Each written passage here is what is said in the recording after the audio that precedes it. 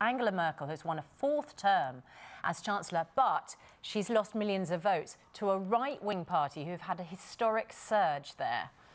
Well, nationalist group Alternative for Germany ran an anti-immigrant campaign and are set to become the third largest party in Parliament.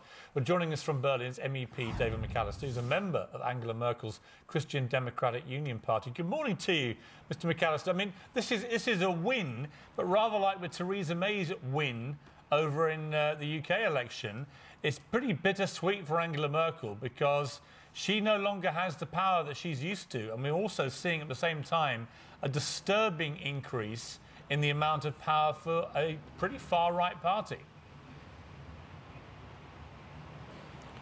Well, we were hoping for a better result yesterday, undoubtedly, since the polls were predicting 36 or even 37%. But still, the voters have put us in first place, and Angela Merkel has a mandate to form a new government. It won't be easy. The only option possible will probably be a coalition government with the Greens and the Liberals.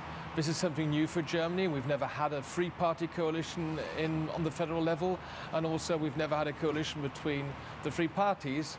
And now we just have to wait and see what will happen the next few days. I think we need some very careful preparation and to find some common ground if it's worth trying to begin coalition negotiations with the two partners. Can you tell us a little bit about AfD?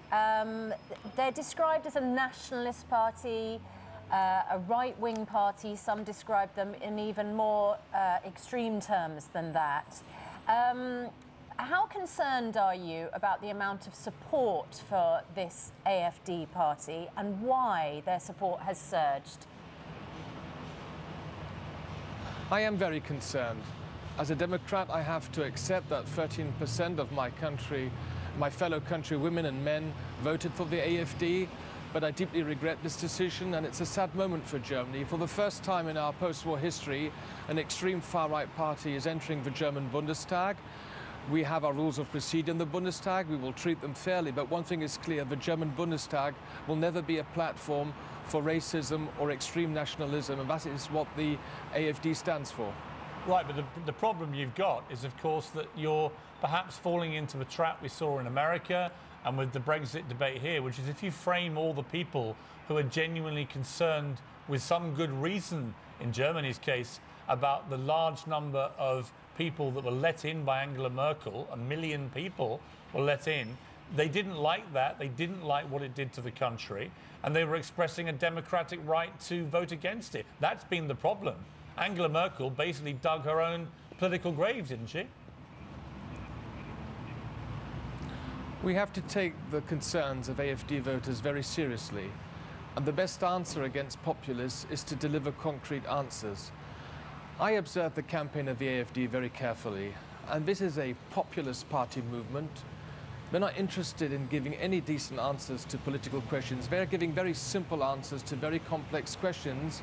They're playing on people's fears, and they're extremely nationalist, which I find very worrying, especially being a German. So the best way to campaign against the AfD is to deliver concrete results. And once again, we have to take the concerns of their voters seriously. A poll yesterday showed that more than 60% of AfD voters didn't vote for this party because they were convinced that they were doing a good job, but they were only voting for the AfD because they are disappointed and they wanted to show their protest. That's why take the voters seriously, but fight the party activists. All right, David McAllister, there we must leave it. Thanks very much indeed for joining us.